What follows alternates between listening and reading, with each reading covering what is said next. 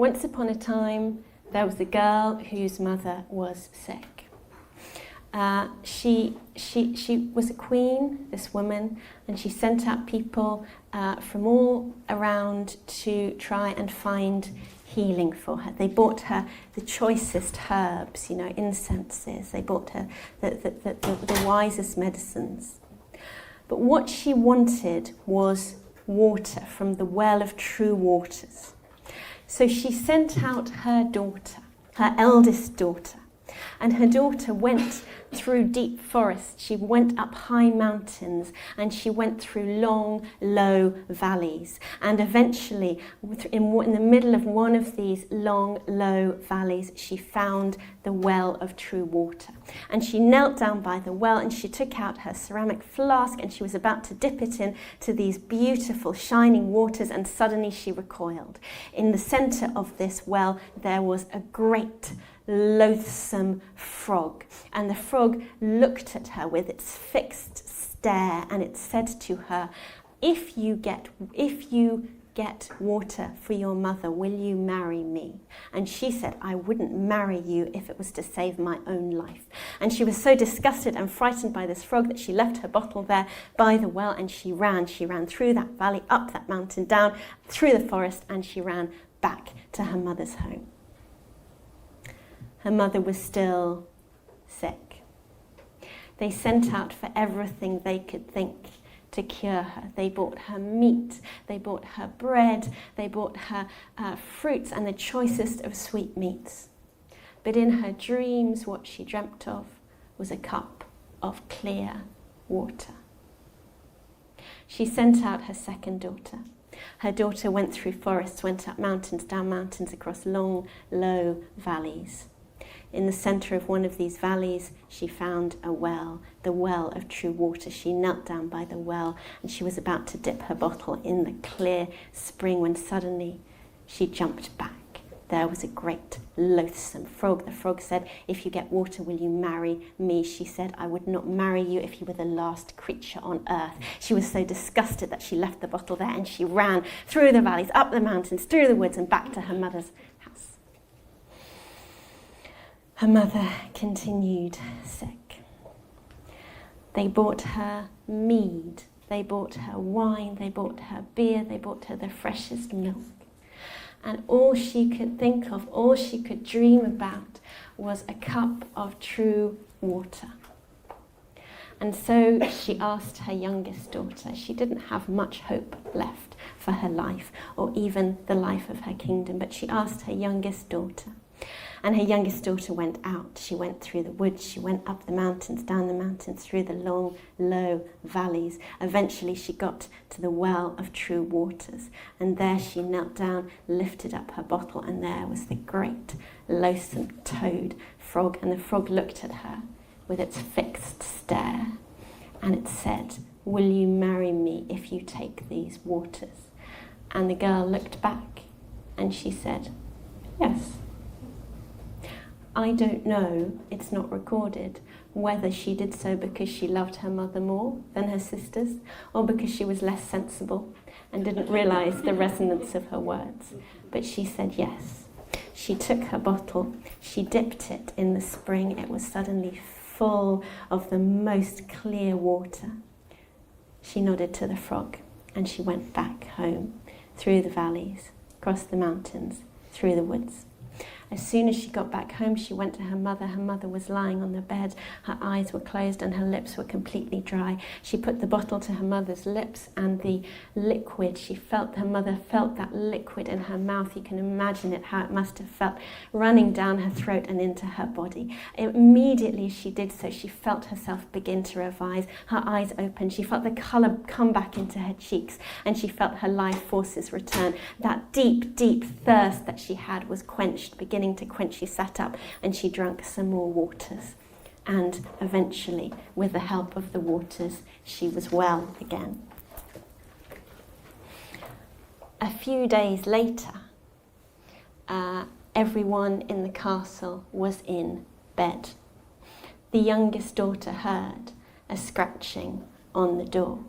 She went closer to the door, and she heard she heard a voice, she heard the words, excuse my pronunciation, she heard these, Ahorach, Ahorach, un kainachlat, un galak bek, ahokorek, un tobachoro, ahroil, ahroil, gentle one, rememberest thou the little pledge thou gavest me beside the well, my love, ahorek, ahorek, un kailek bek, un tobachoro, ahroil, ahroil. She opened the door and brought that frog in, put it behind the door. She thought, well, it's a frog, it just wants a house, just a bit of shelter. But it continued, it carried on speaking. Ahorek, Ahorek, gentle one, remember your pledge. It carried on. She thought, I'll give it a home. She put a little bucket over its head. But it carried on. Ahorek, Ahorek. She thought it would wake up everybody in the castle. She thought it might be cold. I'll make it a bed by the fire. So she made it a bed by the fire. It carried on. Ahorek, Ahorek, unkainaklat. It carried on speaking. Remember your promise. Remember your promise. Eventually, she made it a bed beside her bed, and it carried on. And she didn't know what to do. She was at her wit's end. And suddenly the frog, its head kind of appeared over the top of her bed, and it said, if you will continue to torture me, then at least take the sword that lies behind your bed and cut off my head. And she did that. It was her father's sword. She was happy to cut off the head of this frog that had been tormenting her, and it would at least give her some quiet. So she took up the sword and she cut off the head of the frog. Everything shifted in the room. She rubbed her eyes, and when she opened them again, there was no longer a beheaded frog, luckily. There was beside her a man. The man seemed familiar, as if she'd met him in her dreams. He said, thank you. I am a king, and I was cursed to take the state of a frog. You have released me by cutting off my head. He gently took her hand and said, if you will, we shall be married. And they were. They went off to his kingdom. Her mother was saved, and they all lived happily ever after.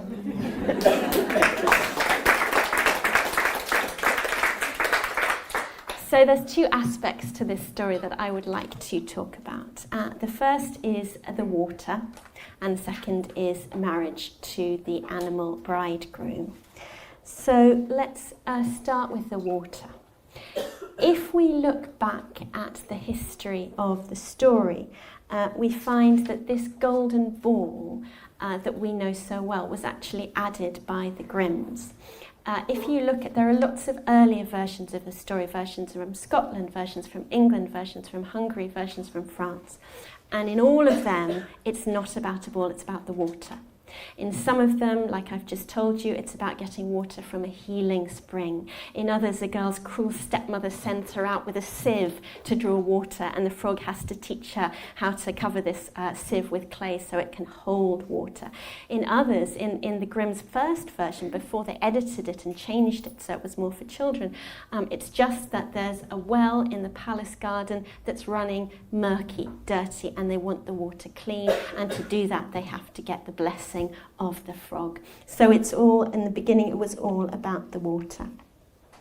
And although I've said that, I think that all versions of, I haven't said it, but I think that all versions of story are relevant. All versions, even the newest ones that we work with, the Disney fairy tales, I think that they matter if they're told by somebody to whom they matter and heard by a listener to whom they're important.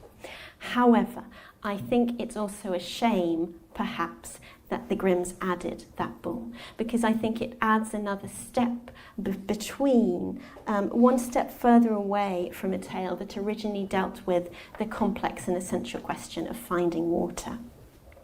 And if we look, around in stories and mythologies, there are many tales that hold a similar resonance, that have this kind of deep archetypal image of a well or a spring, and at its base there's a toad or a frog or a snake or a serpent. I'm sure you can think of many.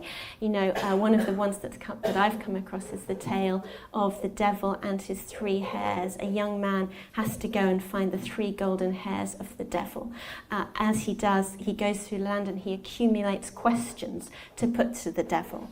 One of the questions that he's given is, why is the well of eternal life not flowing pure? He gets there and the grandmother of the devil gives him the answer, and the answer is that it's got a frog kind of blocking the water, and he has to go back and tell the town that they have to kill the frog. So in this sense, it's not marrying, unfortunately, it's killing the frog, but you've still got that sense of this amphibian at the base of the waters.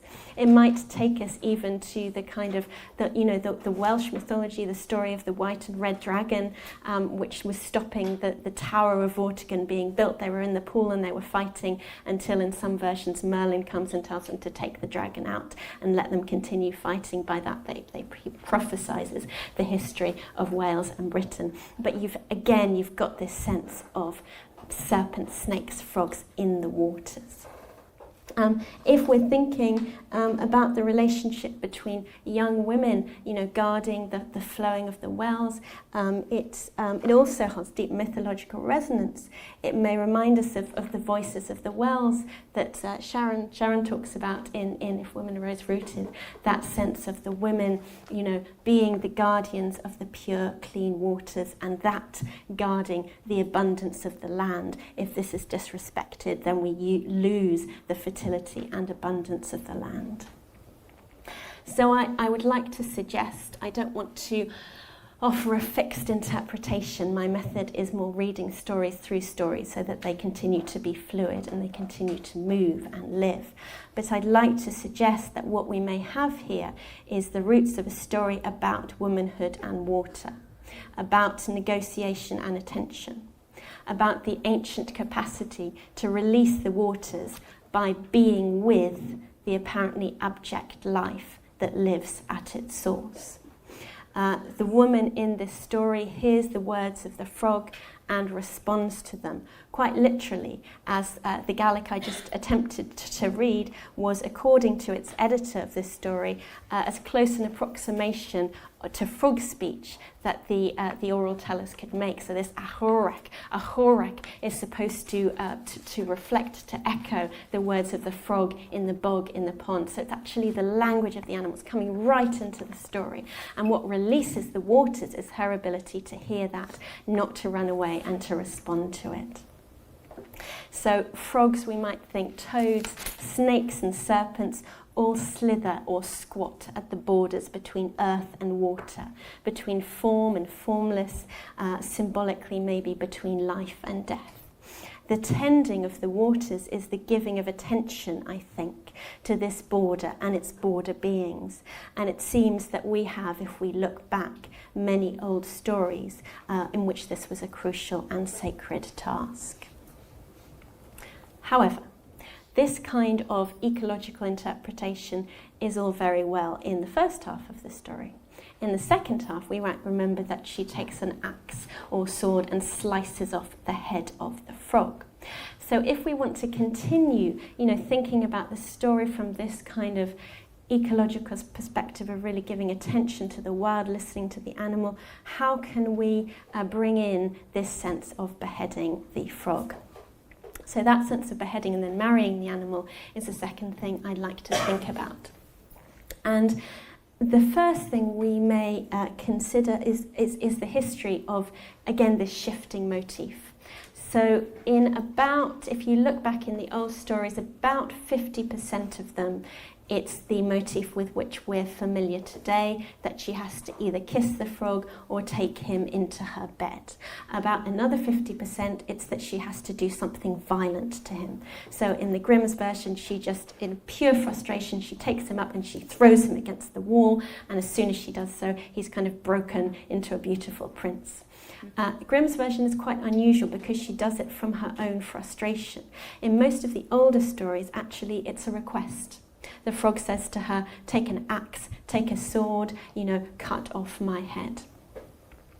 So where might we place this within our understanding of the story? In some senses, it's important to say that if it reflects the idea in Western fairy tale of being animal as being a curse, in contrast, for example, to indigenous stories of sort of indigenous tribes in which to become animal was a blessing. You married the animal and you got the knowledge from your ancestors. You had the animal as your totem and you had this rich access to the knowledge. In a lot of the Western stories, we have this sense that it was a curse, a kind of knot in the story, that in order for the happy ending to happen, this knot has to be unknotted. And this is a kind of powerfully evoked when the frog himself says, please cut off my head, please release me from this damnable bestial state and I can be a proper human again. So that's one way of understanding it. But when working with this motif, I was reminded of something, and I couldn't remember what it was until last night. And last night I was practicing the story and I remembered what it reminded me of. And what it reminded me of is the fact that in many indigenous tribes there's a myth that bodies were occupied by essentially spiritual beings and who wore their bodies as masks. So when the hunting occurred, if the hunting was done with deep resonance and respect and all of the laws were followed and all of the promises were kept, then a hunting and a killing an animal was simply the taking off of a mask and allowing the spirit beings to continue. And I know that in Alaska, there's in Alaskan tribes, I think, there's a story that, they would kill a salmon and then throw the feast in honor of the salmon, and the salmon then returning in its spiritual form and being the most honored guest at the feast of its own body. So I like to think that when the frog asks the girl to cut off its head, it's not just rejecting its animal state. Maybe there's also some kind of recalling of this, which was a kind of ancient way of really kind of getting into that web of negotiation between living and digesting and hunting and dancing, and how we actually lived well with the animals of the world. Story, it's significant that the story is all about keeping one's word and keeping faith and respecting the bargains. The second point I'd like to make about that moment of beheading is that it's also important in the trajectory of the heroine's narrative.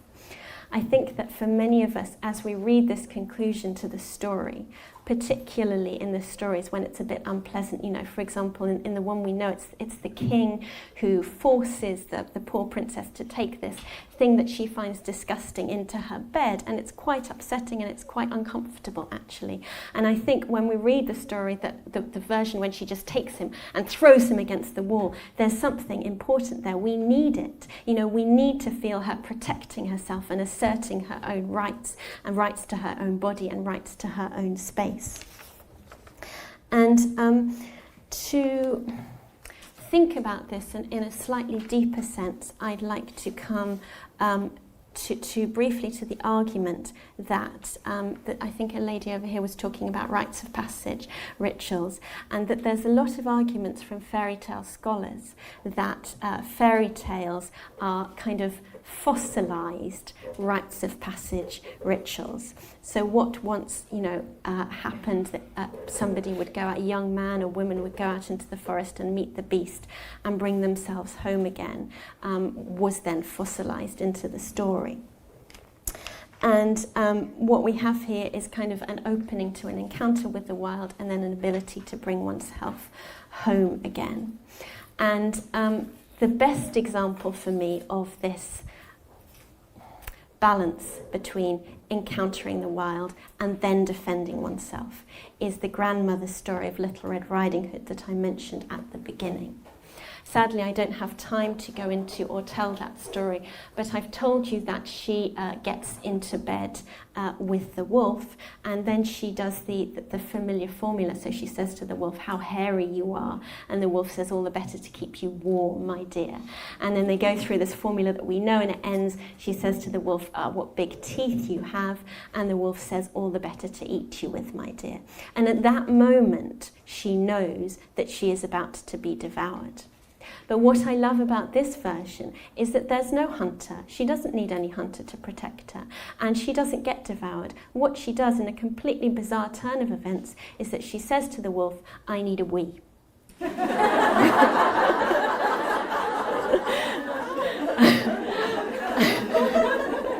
And the wolf says to her, do it in the bed.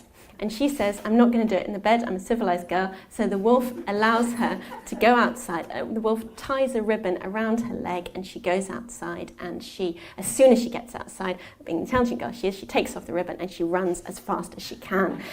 Interestingly, she runs until she gets to a river. This river is guarded by 4 washerwomen, and the washerwomen spread a blanket across the river so that she can move across the river and keep herself safe and get home.